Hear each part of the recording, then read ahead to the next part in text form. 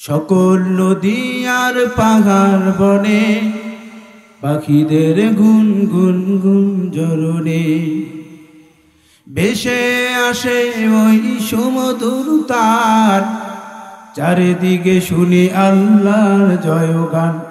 আমার সাথে বলতে পারবেন? বলতে পারবেন? সকল নদী আর পাহাড় বনে পাখিদের গুন গুন গুন জরুনে ভেসে আসে ওই সুমধুর তার, চারিদিকে শুনি আল্লাহর জয়গান।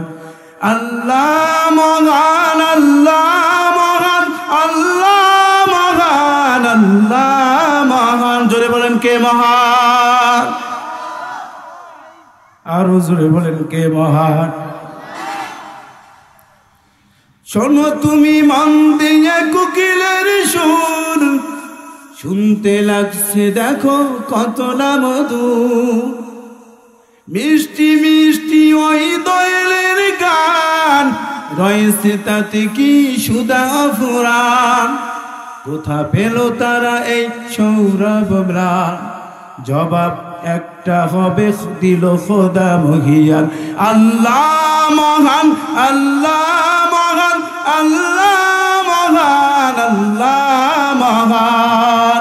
চিল্লায় বলেন কে মহান? আরো জোরে বলেন কে মহান? এই জবানটার মালিককে জোরে বলেন। আপনার আমার মালিককে জোরে বলেন। আল্লাহর নামটা জবান দিয়ে নিতে কষ্ট হয় নাকি? আবার সকল নদী আর পাহাড় বনে পাখিদের গুন গুন গুন জরুনে ভেসে আসে ওই সুমধুর তার, চারিদিকে শুনি আল্লাহর জয়গান। আল্লাহ মহান, আল্লাহ মহান, আল্লাহ মহান, আল্লাহ মহান। বলি যদি আকাশের উঁচা তারা, কোথা পেল জ্যোৎস্নাই স্নিগ্ধ ধারা। সূর্যকে বলি যদি কোথা পেল আলো, রাত্রি কেন হলো নিকুশ কালো। কোথা পেল মানব এক জীবন বিধান, জবাব পাবে দিল খোদা মহিয়ান। আল্লাহ মহান, আল্লাহ মহান, আল্লাহ মহান, আল্লাহ মহান। চিল্লায় বলেন কে মহান? মহান আল্লাহ। মহান কে? এরে নবীর উম্মতের দল। এই জবানটা আমার মালিক তোমাকে আমাকে দিয়েছে। একবার যদি তুমি আল্লাহকে একবার আল্লাহ বলে ডাক দাও, কয়বার জোরে বলেন? আমার রব্বে মালিককে যদি একবার আল্লাহ বলে ডাক দাও, আল্লাহ বলে বান্দা তুই একবার আমি আল্লাহকে যদি ডাক দাও, আমি আল্লাহ তোর ডাকি 10 বার সাড়া দিয়ে বলেন সুবহানাল্লাহ। কয়বার? এরে নবীর উম্মতের দল, আজকে মাকে সন্তান বারবার ডাক দেওয়ার পর একবার, 2 বার, 3 বার ডাক দিলে মা ধমক দিয়ে বলে কেন ডাকতিস? কিন্তু তোমার আমার মালিক যতবার ডাকবা আমার মালিক বলবে লাব্বাইক আব্দি, বান্দা আমি হাজির। আজকে এই দয়ার মালিকের কাছ থেকে বান্দা কোথায় যাইতেছো? ও শেরপুরের যুবক ভাই, ও পর্দার আম্মা জান, মাইকের আওয়াজ কানে যাইতেছে, ভালো করে শুনে নেন। আজকে মাই মনিবকে ভুলিয়া কোথায় যাও? যে আল্লাহ দেওয়া আসমান, যে আল্লাহর দেওয়া জমিন, যে আল্লাহর দেওয়া সবকিছু এত সুন্দর করে আমার মালিক তোমাকে আমাকে বানাইছে বান্দা। আল্লাহ চাইলে তোমাকে আমাকে বোবা বানাইতে পারতো কি পারতো না? জোরে বলেন। আরো জোরে চিল্লায় বলেন পারতো কি পারতো না? কিন্তু দয়ার নজর দিয়ে আমার মালিক বলেছে বান্দা না না, আমি আল্লাহ তোকে বোবা বানাই না, আমি আল্লাহ চাইলে তোকে অন্ধ বানাইতে পারতাম কিন্তু তাও বানাই না। আমি আল্লাহ এত সুন্দর করে সূরাতে সিরাতে মানুষ বানানোর পর আজকে দুনিয়াতে আসার পর সেই মানুষগুলো আমি আল্লাহর সাথে গাদ্দারি করে, ঠিক কিনা?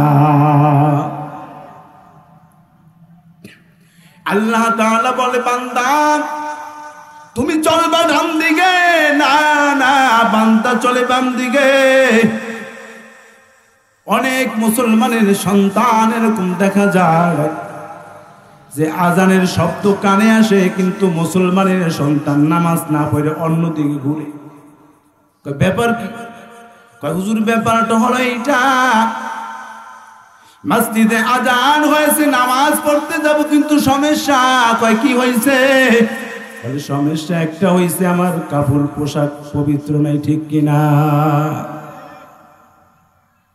পোশাক পবিত্র হবে কেবল দাঁড়াইয়া প্রস্রাব করে।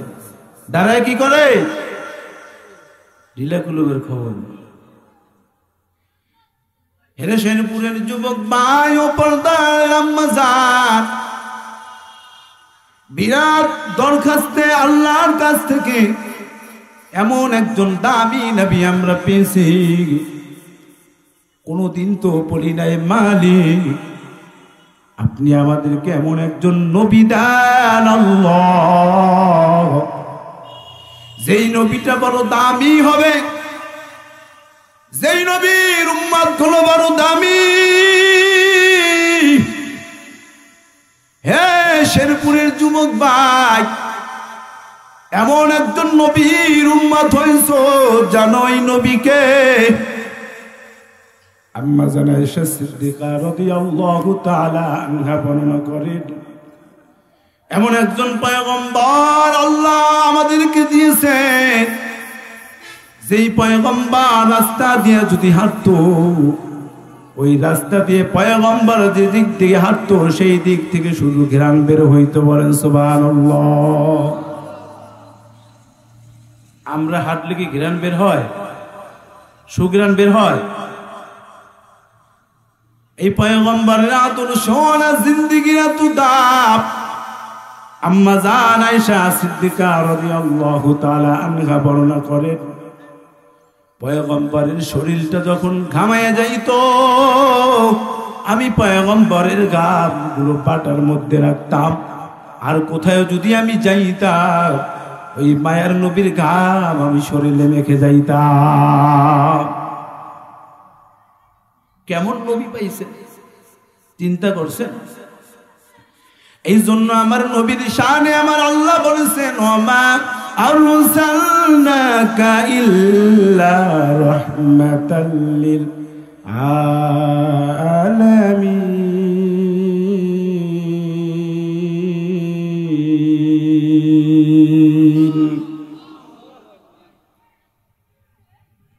এমন একজন নবী পাইছো যেই নবীর জন্য আবু বকর ওমর বড় পাগল, যেই নবীর ভালোবাসার জন্য ওমর বড় পাগল। হযরতে আবু বকর মায়ার নবীর জন্য বড় পাগল। কেমন পাগল ছিলেন পয়গম্বরের সাহাবী হযরতে আবু বকর। পয়গম্বর আবু বকরকে ডাক দিয়ে বলে, আবু বকর তুমি প্রস্তুত থাকো, এমন একটা সময় আসবে হিজরতের ডাক আসবে। একবার বলার পর মায়ার নবী রাহমাতুল লিল আলামিন একদিন বলার পর অনেকদিন পরে পয়গম্বর আবু বকরের বাড়ির দরজার সামনে গিয়ে হাজির হয়ে গেছে। এবার আবু বকর একবার ডাক দিছে, আবু বকর ঘরের দরজাটা খুলে আবু বকর হাজির। নবী আবার বলতেছে, আবু বকর তুমি কি ঘুমাও না? তোমাকে একবার ডাক দিছি, ডাক দেওয়ার সঙ্গে সঙ্গে তুমি হাজির হয়ে গেছো। আবু বকর ডাক দিয়ে বলে, পয়গম্বর না না, যেই দিন থেকে আপনি বলেছেন হিজরতের ডাক আসবে, তারপর থেকে আমি আবু বকর একটা দিনের জন্য বিছনায় গাও লাগাই না। আমাদের অবস্থা নবীর আশিক তো সবাই দাবি করেন, কিন্তু ইশকের বড় অভাব। যদি নাই হইতো তাহলে মাদ্রাসাটা দেখে আজকে মায়া লাগলো, এই মাদ্রাসার হালত এরকম হইত। যেখান থেকে নায়েবে নবী তৈরি হয়, আদর্শওয়ালা মহামানব তৈরি হয়, যেখান থেকে আল্লাহওয়ালা তৈরি হয়, বুজুর্গ তৈরি হয়, আজকে সেই জায়গার দিকে আমাদের কারো নজর নেই। কি জবাব দিবেন বাবা কিয়ামতের ময়দানে রব্বে কারিমের দরবারে? মায়ার নবী আমার একদিন বলেছে আবু বকরকে, আর দরজা খুলে আবু বকর বলতেছে, পয়গম্বর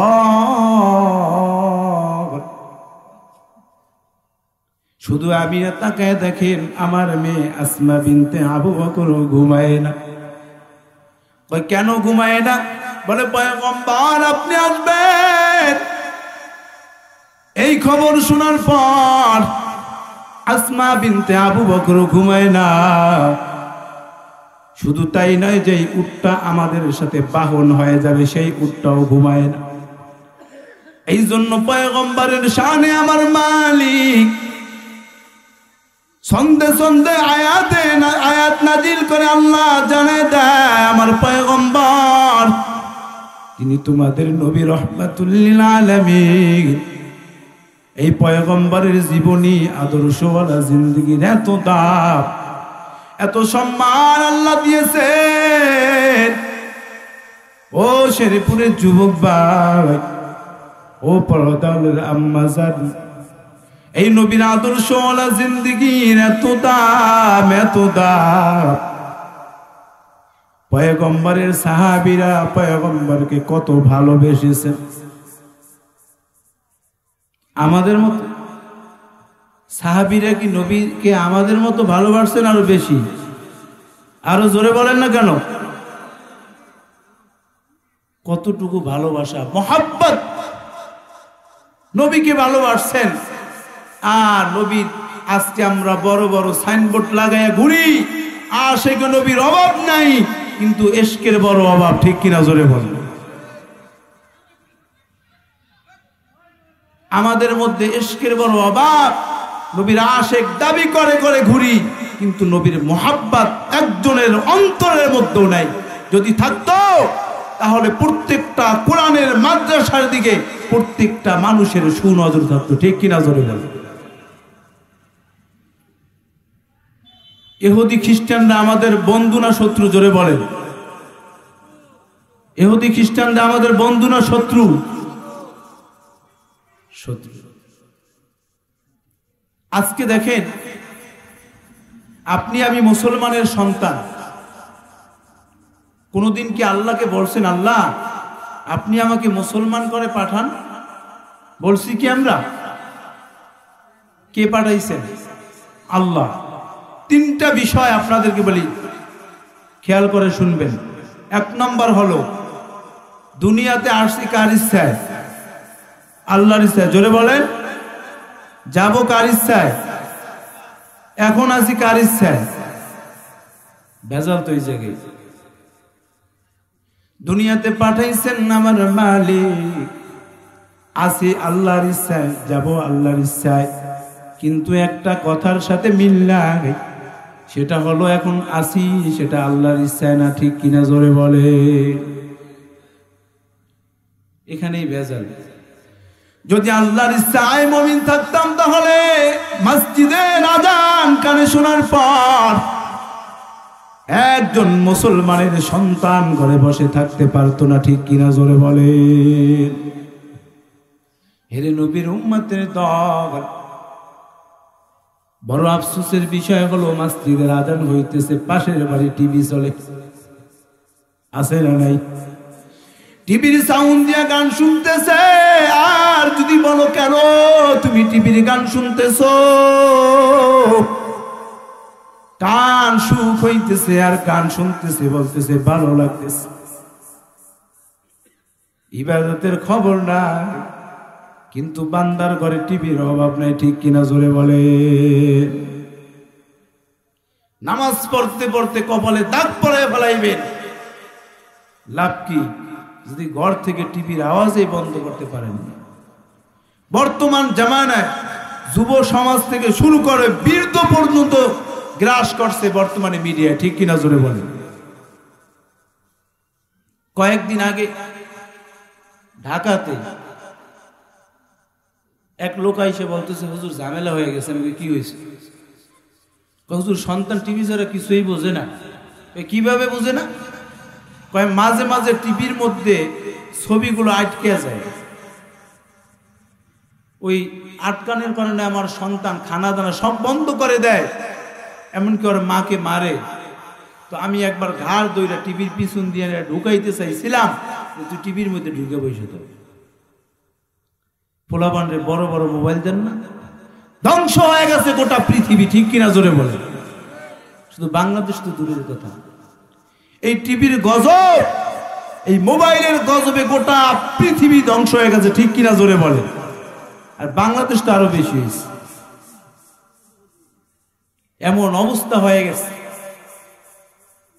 কোথায় যাবে এই জাতি, কি শিখবে? আমরা প্রত্যেকটা মানুষই কিন্তু অনন্তকালের মুসাফির, ঠিক কিনা জোরে বলে।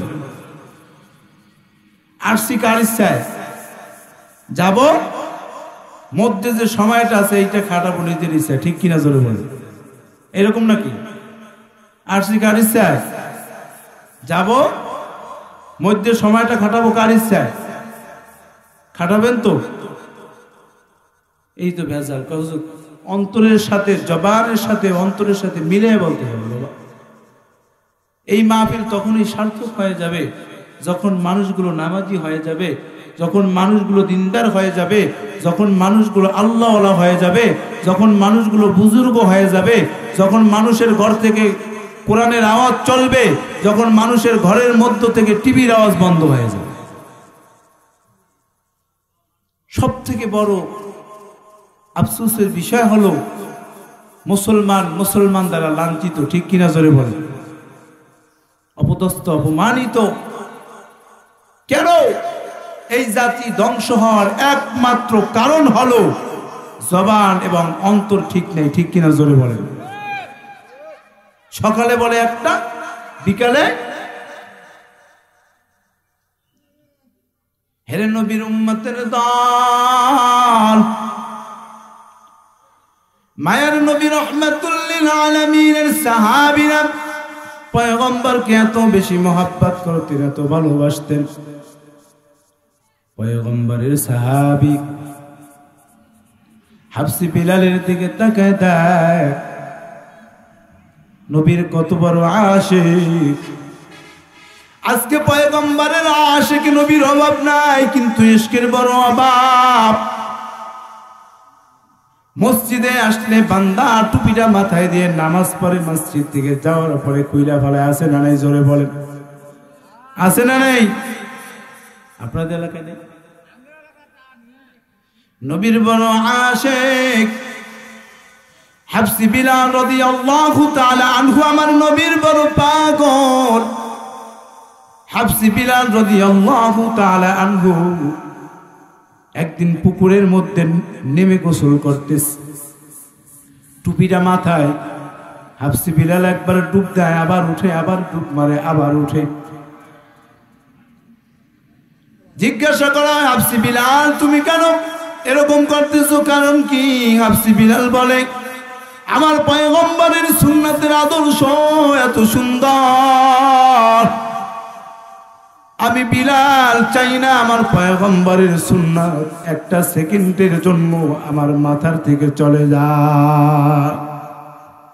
আর বর্তমানে মানুষ বলে টুপি মাথায় দিলে নাকি মাথা গরম হয়ে যায়। আছে না নেই? আরো জোরে বলেন, আছে না নেই? আপনাদের এলাকায় নেই? জোরে বলেন। বাবা টুপি মাথায় দিলে কি মাথা গরম হয়? মাথা কি হয়? টুপি মাথায় দেবেন তো? সকলে একটু মহব্বতে জিকির করে লা ইলাহা ইল্লাল্লাহ। একটু চাইপে চেপে আসি, জায়গা যেহেতু সামনে ফাঁকা আছে, একটু মহব্বতে জিকির করে চাইপে আসি লা ইলাহা ইল্লাল্লাহ, লা ইলাহা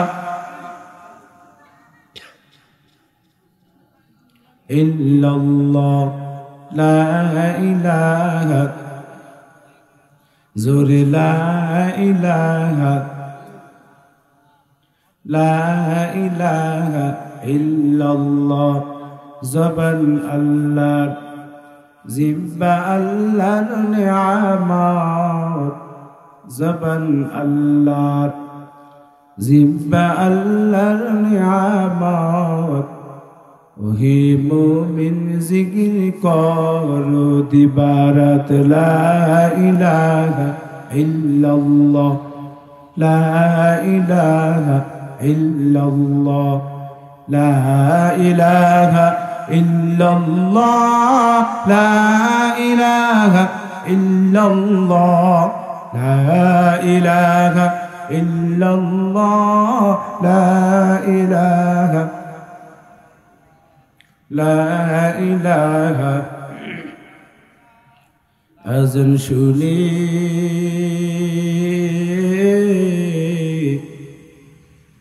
আসো যারা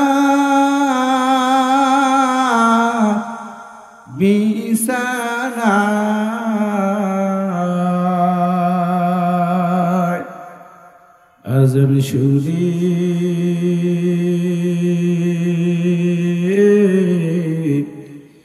আসো যারা বিছানায়,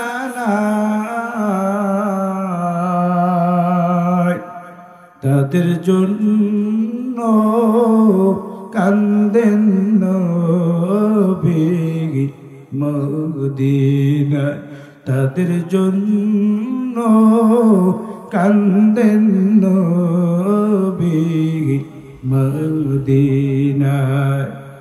সেই নবীর জন্য একটু মায়া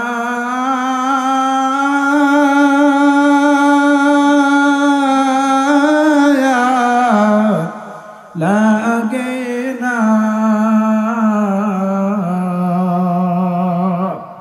হায়রে মুমিন নামাজ কেনে পড়ো না, হায়রে মুমিন মসজিদে কেন আসো না। আযান শুনে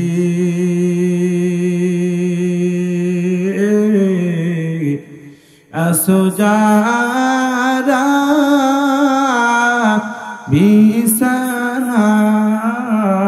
বিছানায়, তাদের জন্য কান্দেন নবী মদিনায়, তাদের জন্য কান্দেন নবী মদিনায়।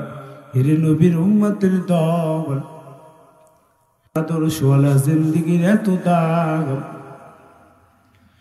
পয়গম্বর সদা সর্বদা সুন্নতের টুপিরা মাথায় রাখতে। আজকে তুমি নবীর বড় আশিক, কিন্তু তোমার মধ্যে ইশকের বড় অভাব, ঠিক কিনা জোরে বলে? বান্দা মসজিদে গিয়ে টুপিটা মাথায় দেওয়ার পর আবার পরক্ষণিক মসজিদ থেকে বের হওয়ার পরে বান্দার মাথায় আর টুপিটা থাকে না, আছে না নাই জোরে বলে? হেরে নবীর উম্মতের দল, হাবসি বিলাল আমার মায়ার নবীর কত বড় আশিক। ছোট্ট একটা গাঠুরি নিয়ে বিলাল দৌড়াইতেছে, আর বিলাল কান্না করে করে দৌড়ায়। আবু বকর বলতেছে, বিলাল কেন দৌড়াইতেছো, কারণটা? বিলাল ডাক দিয়ে বলে, ও ভাই, আমি কেন দৌড়াইতেছি তুমি জানো নাকি? কারণ আমি বিলাল যখন মসজিদে নববীর মধ্যে আজান দেই, আজান দেওয়ার পরে ডানে তাকাই আমার নবী নাই, বামে তাকায় দেখি আমার পয়গম্বর নাই, সামনে তাকাই পিছনে তাকাই যেদিকেই দেখি আমার পয়গম্বর নাই। আমি কার জন্যই মদিনার জমিনে থাকবো? শেরপুরের যুবক ভাই, ও পর্দার আম্মা জান, যেই নবীকে না বানাইলে আমার মালিক এই দুনিয়া নামক ভূখণ্ড আপনিও দেখতেন না, আমিও দেখতাম না। জোরে বলেন ঠিক কিনা? আজকে নবীর বড় আশিক দাবি করে আর বান্দা বড় দৌড়ায়, কিন্তু তাকাইলে দেখা যায় বান্দার সুরতে সিরাতে আমার নবীর কোনো আদর্শ নাই। ও পর্দার আম্মা জান, তুমি সাধারণ কোনো মা নও, তুমি নবীদের মা, ওলিদের মা। ও বীরত বাবা, তুমি সাধারণ কোনো বাবা নও। আল্লাহ তোমাদেরকে এত সম্মান দিছে। ও পর্দার আম্মা জান, আপনাদের জন্য কয়েকটা বিষয় আমি বলে যাই। হেদায়েতের মালিক আমার আল্লাহ। এক নম্বর আমল হলো 5 ওয়াক্ত নামাজ গুরুত্ব সহকারে আদায় করতে হবে। 2 নম্বর আমল হলো খাস পর্দা করতে হবে। আর 3 নম্বর আমল হলো স্বামীর খেদমত করতে হবে। ঠিক কিনা? বর্তমানে মা বোনেরা সব করে, কিন্তু স্বামীর খেদমতে গেলেই ভেজাল। ওই কেন স্বামীর খেদমত করব? ও আম্মা জান, বলে স্বামী বেতন পায় 30 আর আমি বেতন পাই 40, পাওয়ার বেশি। ঠিক কিনা? জোরে বলে। হে আম্মা জানেরা, ভালো করে শুনে না, আজকে যেই ঘরটার মধ্যে আপনি রাজত্ব করতেছেন আর যেই ঘরটাকে আপনি আপন বন্ধু বানাইছেন, এমন একটা দিন আসবে ওই ঘর থেকে কাফনের কাপড়ের লাশ সাদা কাফনের কাপড়ে প্যাকেট হয়ে যাবে। যারা প্রথম আপনি ঘরে ঢোকার পরে বাতাস করেছে, যারা আপনাকে শরবত খাওয়াইছে, আপনার মৃত্যুর খবর শোনার পরে সবাই বড় পাগল। কেউ বাজাবে বাঁশ কাটার জন্য, কেউ বাজাবে কবর খোদার জন্য। সন্তানগুলো এতিম হয়ে কান্নার বড় আওয়াজ।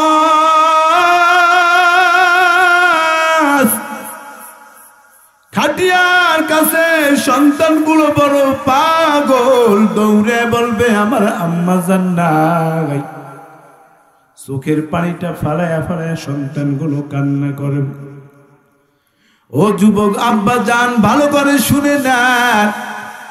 হেরে বাবা, কোন দুনিয়ার পিছনে পড়িয়া পাগল হইছ? ও শেরপুরের যুবক ভাই, আসলে দুনিয়া তো কিছু না। একটা যুবক ভাই, বৃদ্ধ বাবা বলতে পারবা নাকি বুকে হাত দিয়ে এমন কোনো দিন নেই, সেকেন্ড নেই, মুহূর্ত নাই যেই দিন মানুষের মৃত্যুর খবর কানে আসে না। ঠিক কিনা? জোরে বলেন, আরো জোরে বলেন ঠিক কিনা? মানুষের মৃত্যুর কানের আওয়াজ, গাড়ি অ্যাক্সিডেন্টে যুবকের মৃত্যুর খবর, লঞ্চ ডুবিতে মৃত্যুর খবর। শেরপুরের যুবক ভাই, আমার বাড়ি অনেক দূরে বরিশাল, আমাদের এলাকা নদীমাতৃক দেশ বরিশাল। লঞ্চ যখন ডুবে যায় কত মানুষের কান্নার বড় আওয়াজ। কয়েক বছর আগে আপনারা কানে শুনেছেন বরিশাল লঞ্চে আগুন লেগেছে। মানুষগুলো কান্না করে করে বড় পেরেশান। মা বড় পাগল, ছোট সন্তানটাকে বুকের মধ্যে নিয়ে মায়ের লঞ্চ থেকে এমন ভাবে লাফ মারছে, মায়ের চিন্তা করে না সন্তান বাঁচবে নাকি আমি বাঁচবো নাকি, এরকম করুণ ঘটনা। আমার আল্লাহ মাঝে মাঝে দেখায় দেয়, বান্দা তুই তাকায় দেখ, আমি আল্লাহ চতুর্দিকে পানি, তারপরও আগুনে পোড়াইয়া অনেক মানুষ আমি দুনিয়া থেকে বিদায় করে দিই। হে শেরপুরের যুবক ভাই ও পরদার আম্মা জানেরা, ভালো করে শুনে নেন। এর যুবক ভাই তোর পা দুটা আগে দে, তোর পা দুটা জড়ায় দরিয়ার বলি আর নবীর কান্দাবি না। যেই নবীর শাফায়াত ব্যতীত একজন মানুষও জান্নাতে ঢুকতে পারবা না। আজকে সেই নবীর সিনার মধ্যে আঘাত লাগায় আর যুবক বড় পাগল, চোখের পাওয়ার কমে গেছে, যৌবনের শক্তি নাই, যুবক পাগল হয়ে গেছে। কয় হুজুর বৃদ্ধ বয়সে আসার পর বাইতুল্লাহ গিয়ে লাব্বাইক বলবো, আর কোনোদিন গুনাহ করব না। কিন্তু আমার আল্লাহ যদি না চায় ওই পর্যন্ত হায়াত তোমার নাও থাকতে পারে, ঠিক কিনা? হায়াতের মালিক কে? মৃত্যুদাতা কে? আমার নবীর শানে আমার আল্লাহ বলেছেন, নবী রাহমাতুল লিল আলামিন, আখির জামানার পয়গম্বরকে কেন ভালোবাসবা না রে যুবক? ও পর্দার আম্মা জান, আজকে তুমি আমি 3 বেলা খানা খাওয়ার পর এক বেলার খানা আর এক বেলা দেরি হইলে বড় পাগল হয়ে যায়, ঠিক কিনা? জোরে বলে। মাথাটা বড় গরম। কয় কি হয়েছে? কয় দুপুরের খানা দেরি হয়ে গেছে। মায়ের নবী আমার একদিন রাস্তা দিয়ে হাঁটতেছে, ফাতিমাতুজ জহরা রাদিয়াল্লাহু তাআলা আনহার বাড়ির দরজার সামনে গিয়ে পয়গম্বর হাজির হয়ে গেছে। ঘরের দরজায় টোকা দেয়, বলে ফাতিমা আসো নাকি? অনেকক্ষণ পরে ঘর থেকে আওয়াজ আসলো, জি আমি আছি। ঘরের দরজাটা খোলার পরে দেয় পয়গম্বর। নবী আমার বলতেছে, ফাতিমা ঘর থেকে আওয়াজ আসতে এত দেরি কেন? তুমি এখানে এত দেরি করে কেন আসলা? বলে আব্বাজান, আমি আপনার সামনে আসব এমন কাপড়ও আমার ঘরের মধ্যে ছিল না। কয় আব্বাজান, আজকে একদিন নয়, 2 দিন নয়, 3 দিন পর্যন্ত আমার ঘরের চুলায় আগুন জ্বলে না, খাবার নেই। হেরে নবীর উম্মতের দল, যেই নবী যদি চাইতেন আমার আল্লাহ গোটা মক্কা নগরী কি স্বর্ণ বানায় দিতেন কি দিতেন না? জোরে বলেন। আর পয়গম্বরের মেয়ে হওয়ার পর ঘরের মধ্যে চুলায় কোনো আগুন নাই। এবার পয়গম্বর ডাক দিয়ে বলতেছেন, ফাতিমা, হাসাইনের কান্নার বড় আওয়াজ,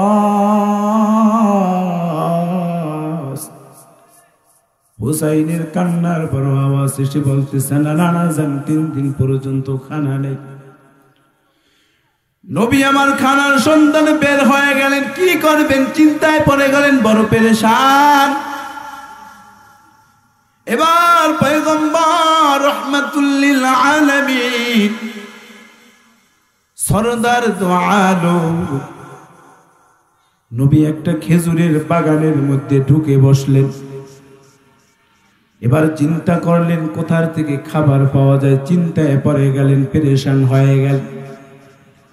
হঠাৎ করে খেজুরের বাগানের ওই মালিক দেখে নবীর সামনে এসে হাজির হয়ে গেল। ডাক দিয়ে বলতেছে, যুবক অনেক খুন হয়ে গেল, দেখলাম তোমার মাথাটা নিচের দিকে ঝুঁকানো, আর তুমি কি যেন চিন্তা করতেছো, বলো তোমার কি হয়েছে? এবার নবী আমার বললেন, যদি একটু কাজ থাকে আমাকে একটু কাজের ব্যবস্থা করে দেন। এবার ওই খেজুরের বাগানের মালিক পয়গম্বরকে কাজ দিলেন। পয়গম্বরের হাতের মধ্যে একটা বালতি ধরে আর একটা রশি দিয়ে বলতেছে, তুমি এখান থেকে কূপ থেকে পানি উঠে তারপরে খেজুর গাছের মধ্যে দিবা। হেরে নবীর উম্মতের দল, আজকে যদি আমাদের দেশের পার্লামেন্টের প্রধানকে যদি বলা হয় যে আপনি এই কাজটা করবেন, তিনি করবে নাকি? জোরে বলেন, করবে নাকি? কিন্তু আপনার আমার মায়ের নবী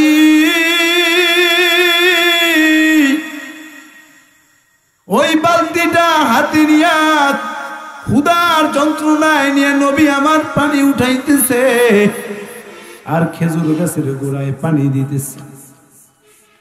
হঠাৎ করে পয়গম্বরের হাত থেকে বালতিটা ছিঁড়ে নিচে পড়ে গেল। এবার পয়গম্বরের হাত থেকে বালতিটা নিচে পড়ার পর ওই খেজুরের বাগানের যুবক এসে সামনে দাঁড়ায় গেছে, বলতেছে, এই কাজটা তুমি কেন করলা? এবার যেই নবীর মুখের উপরে শরীরের উপরে মশা মাছি বসা পর্যন্ত হারাম, এবার ওই পয়গম্বরের গালের মধ্যে এসে একটা জোরে থাপ্পড় মেরে দিল। নবী আমার চেহারাটা লাল হয়ে গেল, কান্নার বড় আওয়াজ। মায়ের নবী রাহমাতুল লিল আলামিন কয়েকটা খেজুর হাতে নিয়ে ফাতেমার দরজার সামনে গিয়া দাঁড়াইল। হাসাইন হুসাইন এসে বলতেছে, নানা কি খাবার এনেছো, তাড়াতাড়ি দাও। নবী আমার খেজুরগুলো হাত থেকে দেওয়ার পর বলে, হাসাইন 3 দিন পর্যন্ত কোনো খানা না খেয়ে আমি নানার কাছে বিচার দিয়েছি। ও হাসাইন হুসাইন ভালো করে শুনে না, আমি নানা 1 দিন নয় 2 দিন নয়, আজকে 7 দিন পর্যন্ত কোনো খানা নেই। আমি নবী পেটের মধ্যে পাথর বেঁধে বেঁধে ঘুরতেছি, আর 7 দিন পর্যন্ত কোনো খানা নাই। ও শেরপুরের যুবক ভাই, ও পর্দার আলের আম্মা জান, এমন একটা অবস্থা আমার আল্লাহ তৈরি করে দিয়েছে।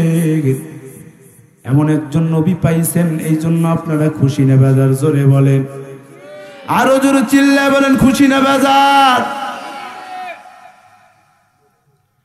আপনাদের পাশে যেই মাদ্রাসা, আল্লাহর পয়গম্বর বলেন, ইন্নাল উলামা ওয়ারাসাতুল আম্বিয়া। তোমরা আমি নবীকে দেখো নাই, সাহাবীদেরকেও দেখো নাই, কিন্তু তোমরা যদি মাদ্রাসার তালবে ইলমদের দিকে তাকায় থাকো আর মনে মনে চিন্তা করো যে আমি মনে হয় পয়গম্বরের দিকে তাকাইলাম, বলেন সুবহানাল্লাহ। বাঁকা নজরে তাকানোর কোনো সুযোগই নেই। এই মাদ্রাসাগুলো হওয়াতে আমাদের উপকার হয়েছে না ক্ষতি হয়েছে? আরো জোরে বলেন চিল্লাইয়া, উপকার হয়েছে না ক্ষতি হয়েছে? কতটুকু উপকার? আলহামদুলিল্লাহ। এই মাদ্রাসার তালবে ইলমগুলো যদি না থাকতো, আপনার আমার বিবাহ শুদ্ধভাবে হইতো না, ঠিক কিনা? জোরে বলেন।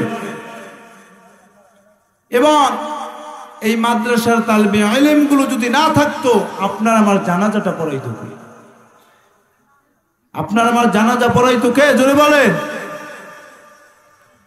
এই মাদ্রাসার ছাত্রগুলো এত দামি, এই জামালুল কুরআন হাফিজি নুরানি হাফিজা মাদ্রাসার ছাত্রগুলো যেই রাস্তা দিয়ে হেঁটে যায়, আল্লাহ তাআলার পয়গম্বর বলে 40 দিন পর্যন্ত ওই 2 পাশের রাস্তার কবরের আযাবগুলো মাফ হয়ে যায়, বলেন সুবহানাল্লাহ। এত সম্মান, এত ইজ্জত, এত সম্মান আল্লাহ তাআলা দান করেছেন। এই জন্য সন্তানদেরকে মাদ্রাসায় পড়াইতে রাজি আছি তো ইনশাআল্লাহ? কারা কারা রাজি আছি? নারায়ে তাকবীর। সবাই হাত উঠে, আল্লাহ কবুল করে সকল বলে আমিন। এখন যুবক ভাইরা চিন্তা ভাবনা করতেছে, হুজুর বিয়েই করি নাই, সন্তান বাবু কোথায়? ওই ব্যক্তির মতো এক ব্যক্তি যায় ডাক্তারকে, ডাক্তার এমন একটু দোয়া করে দেয় যেই দোয়ার বদলতে আমার সন্তান হয়ে যায়। ডাক্তারের কাছে গেছে সন্তানের জন্য। এবার ডাক্তার বলে, যাও এই এই ফর্মুলা গুলো পালন করো, ওষুধ লিখে দিলাম, খাও, হবে। আল্লাহর কাছে চাই না। এখন প্রত্যেকটা মানুষে ডাক্তারের মুখাপেক্ষী হয়ে গেছে, রোগ হইলেই ডাক্তারের কাছে দৌড়ায়। যখন দেখে যে সবকিছু শেষ, তারপরে আইসে বলে, হুজুর একটু ফু দেন। কি বলে, কি বলে না, ধরে বলে। এবার ডাক্তার সাহেবের কাছে গিয়ে বান্দা হাজির। কিছুদিন যাওয়ার পরে ডাক্তারের কাছে যায়, বলে, ডাক্তার ওষুধ তো সব খাইলাম, সন্তান নাই। বিয়া করছো নাকি? কয় না। বিয়া না করে সন্তান চাওয়া এরকম বোকামি, মূর্খতা, বর্বরতা, আর নবীর সুন্নাতের আদর্শ না মেনে নবীর আশিক দাবি করে সেই রকম বোকামি, ঠিক কিনা? সন্তান দেওয়ার মালিককে জোরে বলেন কে? হেরে নবীর উম্মতের দল, বাবা অহংকার করার জন্য বলি না, হেদায়েতের মালিক আমার আল্লাহ। আপনি আমি রাতে যখন ঘুমায় যাই, এমন কোন বান্দা এখানে দাঁড়ায় বলতে পারবেন না যে হুজুর লাগাতার প্রতিদিন আমি গভীর রাত 3টা বাজে উঠে তারপরে তাহাজ্জুদের নামাজ পড়ি। পারবেন? কিন্তু মাদ্রাসার তালবে আলেম গুলো গভীর রাত, এই যে কনকনে শীতের রাত, গোটা দুনিয়ার মানুষগুলো যখন ঘুমায় যায়, আর এই মাদ্রাসার তালবে আলেম গুলো ঠান্ডা পানি দিয়ে উযু বানায়া রব্বে কারিমের কোরআনুল কারিমটা বুকে জড়ানে, ঠিক কিনা? জোরে বলে। আর এদেরকে দেখলেই যত চুলকানি আর খাউজানি আছে না নাই? বলে এইটা জঙ্গি। হেরে যুবক ভাই, না না, এইটা জঙ্গি না, এইটা হলো তোমার সঙ্গী, ঠিক কিনা?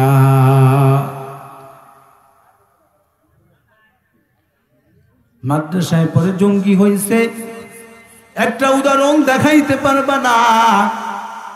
এই মাদ্রাসার তালেবে আলেম গুলো যারা কোরআনের মাদ্রাসায় পড়ে, হাদিসের মাদ্রাসায় পড়ে, এরা বড় বড় কুতুবুল আলম হয়। আরে হাজি ইমদাদুল্লাহ মহাজিরি মুক্তি হয়, কাসিম নানুতিবি হয়। দিল্লির সব থেকে বড় কুতুবুল আলম খাজা মাইনুদ্দিন, নাম শুনছেন নাকি আপনারা? জোরে বলেন। যেই খাজার নামে কিছু মানুষ বড় গান গায়, এরকম আছে না নাই? জোরে বলেন। গান গায়, খাজায় গান গাইছিল যেই দিন আসমান আর জমিন কাঁপছিল, ঠিক কিনা? এরে শেরপুরের যুবক ভাই ও পর্দানের আম্মা জান, খাজার নামে গান গাও না।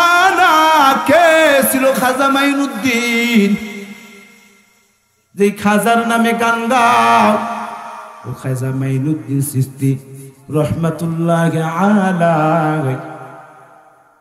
একদিন তার মায়ের কাছে গিয়ে বলে, ও আম্মা জান, আজকে আমার কাছে 1 লক্ষ হিন্দু কালিমা পড়ে মুসলমান হয়েছে, বলেন সুবহানাল্লাহ। কয় লক্ষ?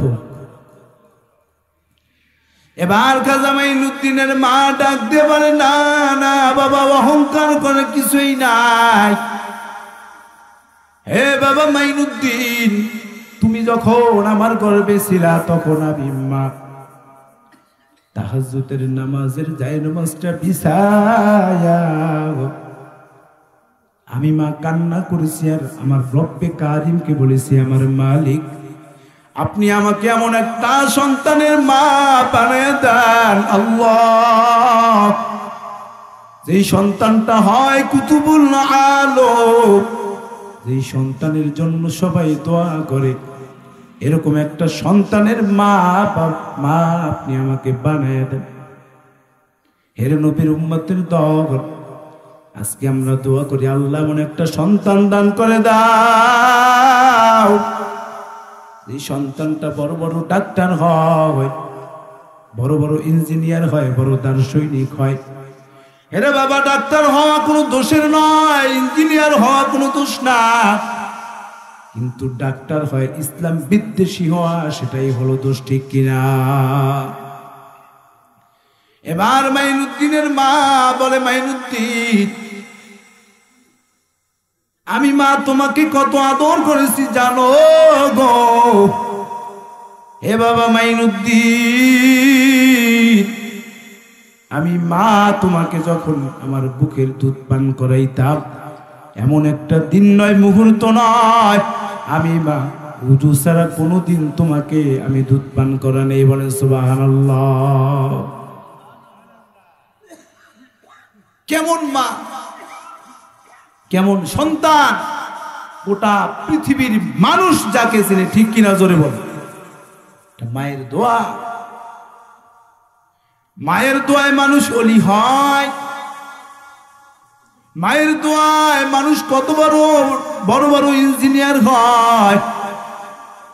আর বড় আফসোসের বিষয়, বৃদ্ধ বয়সে ওই মা বাবাকে এই সন্তান লাথি মারে, ঠিক কিনা? আছে না নাই? আরো বলে বলেন, আছে না নাই? এই মা বাবার সাথে বেয়াদবি করলে কি জান্নাত পাওয়া যাবে? যেই বিষয়গুলো আমি আলোচনা করেছি, এক নম্বরে কি, 5 ওয়াক্ত নামাজ গুরুত্ব সহকারে আদায় করতে হবে। পড়বেন কি পড়বেন না? জোরে বলেন। ওয়াদা করছেন যে হুজুর ওয়াদা করলাম, কিন্তু কালকে থেকে দেখা যাবে ফজরের একজনও নাই। আছে না নাই? জোরে বলেন। আমরা বারবার আল্লাহর সাথে ওয়াদা করি, আবার ওয়াদা ভাঙ্গি, আছে না নাই? জোরে বলেন। আল্লাহর সাথে প্রতিজ্ঞাবদ্ধ করি, আবার বলি আল্লাহ আগামীকালকে ফজর থেকে নামাজ পড়ব। হেরে নবীর উম্মতের দল, ফজরের আজান যখন হয় বান্দার খবর নেই, আবার বলে জোহরের সময় জোহর থেকে 5 ওয়াক্ত নামাজ পড়বো, কিন্তু জোহরেও খবর নাই, আছে না নাই? মাগরিবে পড়বে, কিন্তু মাগরিবেও খবর নেই। ওয়াদা করে। একটা কথা বলি, প্রত্যেকটা মানুষই তাওবা করে, আল্লাহ তাআলা কি সবার তাওবা কবুল করে? জোরে বলেন, করে কি? আমাদের তাওবা তো সাপ আর ব্যাঙের মতো হয়ে গেছে। কিসের মতো? সাপ আর, শেষ করে দিতেছে, সাপ আর ব্যাঙের মতো। কিসের মতো বলবো? কি বলবো? অনেকক্ষণ হয়ে গেছে, হুজুরে বসে আছে, বলবো কি? সাপ আর ব্যাঙের কি দোস্ত না শত্রু? সাপ আর ব্যাঙের মধ্যে কি বন্ধুত্ব, দোস্ত নাকি শত্রুতা? জোরে বলে। যুদ্ধ না? ওই যে বলতেছে যুদ্ধ। এবার সাপকে ব্যাঙকে বলতেছে, বন্ধু তাওবা করে নিলাম, আর কোনোদিন বেয়াদবি করব না। তাওবা করছে কি সাপ? ব্যাঙ ডাক দিয়ে বলে, বন্ধু না না, তোমার তাওবা আমি দেখেছি, জীবনে অনেকবার তাওবা পড়েছো, আবার অনেকবার আমাদেরকে গ্রাস করেছো, খাইছো। এবার সাপ বলতেছে, না বন্ধু, জীবনের শেষ তাওবা পড়ে নিলাম, আর কোনোদিন বেয়াদবি করব না।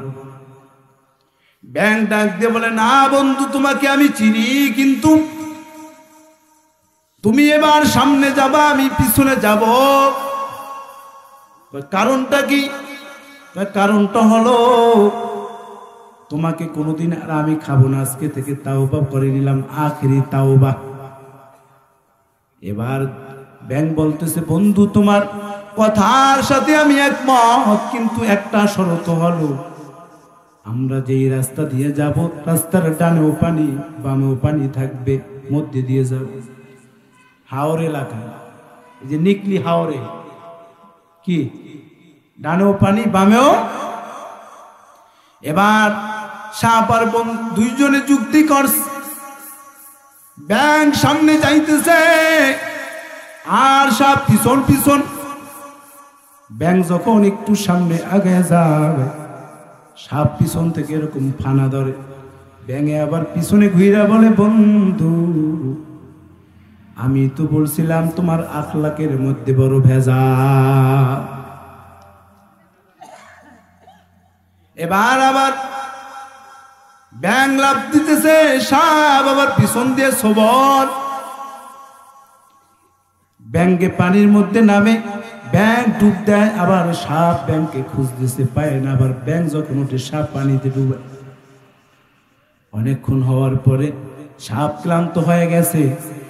সাপ এবার রাস্তার মধ্যে উইঠা রৌদ্রের মধ্যে টান হয়ে শুয়ে আছে। আল্লাহর এক বান্দা রাস্তা দিয়ে বড় একটা লাঠি নিয়ে সাপটাকে পিটাইয়া চ্যাপটা করে রাখছে রাস্তায়। ব্যাং এসে বলে, বন্ধু তুমি সোজা ঠিকই হইছ, মৃত্যুর পরে হইছ, কিন্তু আগে হও না। যুবক ঠিকই তাওবা পড়ে, কিন্তু মৃত্যুর পরে লক্ষবার যদি তুমি তাওবা পড়ো, তোমার এই তাওবা একটু কাজে আসবে না। ও শেরপুরের যুবক ভাই, দুইটা পায়ে হাত দিয়ে বলে যাই, আর কোনোদিন নামাজ ছাড়িয়ে দিও না। তুমি যদি বলো নামাজ ছেড়ে দিয়ে আমি অনেক কিছু পেয়েছি, না না, নামাজ ছেড়ে দিয়ে তুমি যা পেয়েছো তার থেকে নামাজ পড়ে বেশি পাওয়া যায়, ঠিক কিনা?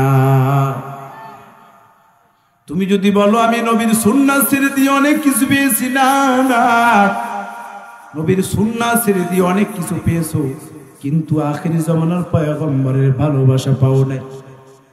ও পর্দার আম্মা জান, তুমি যদি পর্দা ছেড়ে দিয়ে বলো আমি অনেক কিছু পেয়েছি, না না আম্মা জান, তুমি সব পেয়েছো, কিন্তু তুমি নবীর আদর্শ পাও নাই, ভালোবাসা পাও নাই।